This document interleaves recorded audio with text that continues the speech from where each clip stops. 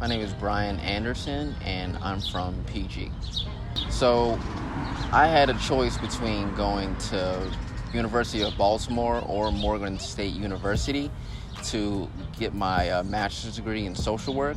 And my mother encouraged me that I should go to an HBCU, and I'm happy that you listen to a mother's advice, because it was one of the best decisions that I made in my life was going to Morgan, because it just teaches you so much about yourself, and it teaches you about your culture, and it just about a different perspective that you probably wouldn't have learned growing up. I would use nice. I would say I'm hardworking, even though some people may not always see it. But I would also say that I am pretty timely with things. I mean, my schedules can be a little jumbled sometimes, but I'm usually pretty good with time. The song would be probably "Switch" by Lecrae, only because I feel like I'm really in a transitional way right now, as far as my relationship with God, what I'm hearing from God, and where exactly my next steps are supposed to be.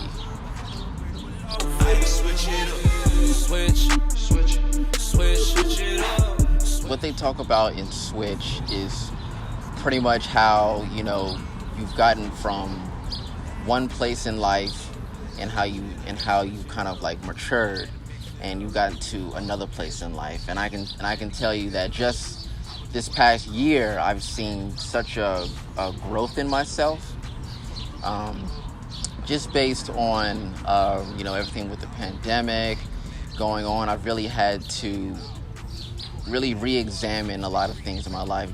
I journal a lot of things, listen to a lot of music, I read a lot, and that's really opened my eyes to a lot of decisions that I've made within the past year. My relationship with Pleasant Hope when the pandemic started was, at first, confusion, because I didn't know exactly what was going to happen, because I'm in the media ministry and everything, and we were really thinking about what is it that service was going to look like, what is it that we're going to do.